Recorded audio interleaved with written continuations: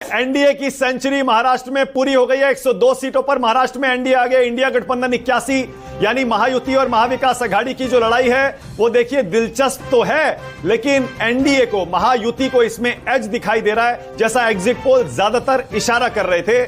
झारखंड में इंडिया गठबंधन एनडीए पर भारी पड़ रहा है, 41-32, 41-32, 41-32। बीजेपी यूपी में अच्छा कर रही है, 9 में से 6 सीटों पर आगे।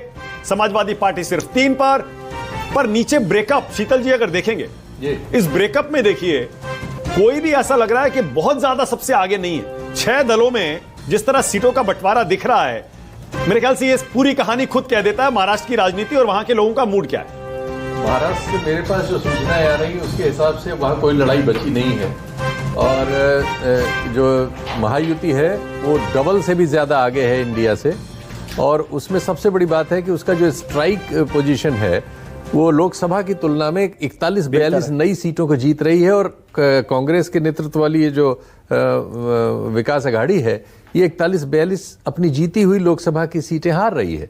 तो ये ट्रेंड बताता है कि अब इसमें फिर परिवर्तन मुश्किल होता है। इस तरह का ट्रेंड जो है ये आंकड़े जरा खतरनाक है। इसके लिए हम कह सकते हैं कि महाराष्ट्र में चीजें एक तरफा होने की ओर बढ़ रही। शीतल जी, लोकसभा के बाद जब हमने डिस्कशन किया था, एनालिसिस किया था, तब हमने ये माना था कि 400 पार का नारा, संविधान बदल देंगे, बीजेपी नेताओं के बयान, और अखिलेश ने, जैसे राहुल ने उनको भुनाया, यूपी में, महाराष्ट्र में बीजेपी को जबरदस्त नुकसान हुआ।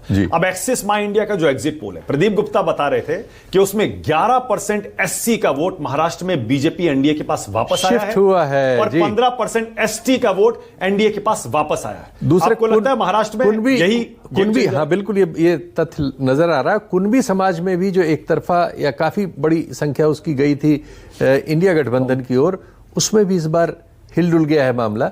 और ये सब चीजें मिलकर अब महाराष्ट्र के नतीजों को तो एक तरफा कर चुकी हैं।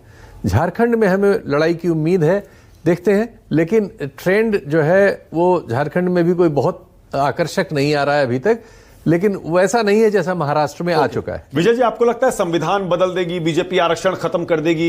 ये बीजेपी ने कहा फेक नैरेटिव है, फेक नैरेटिव है। लोकसभा चुनाव के बाद इन 4-5-6 महीनों में जनता को यकीन हो गया है बीजेपी की इस बात पर कि वो फेक नैरेटिव था? बिल्कुल ऐसा लग रहा है, क्योंकि पिछले 6 महीनों में कुछ बदलाव नहीं हुआ, आरक्षण को लेकर भी और संविधान को लेकर भी। और दूसरा, एनडीए के खिलाफ जो इंडिया ब्लॉक है उसने इसको इशू ही नहीं बनाया इस चुनाव में। आपने देखा हो कि महाराष्ट्र, राहुल गांधी तो लाल डायरी लेके घूम रहे हैं सब नहीं, लेकिन फिर भी उस तरह से उसको नहीं बनाया गया और जनता ने मान लिया। और इसी वजह से ये जो दलितों का और आदिवासियों का वोट भी जो है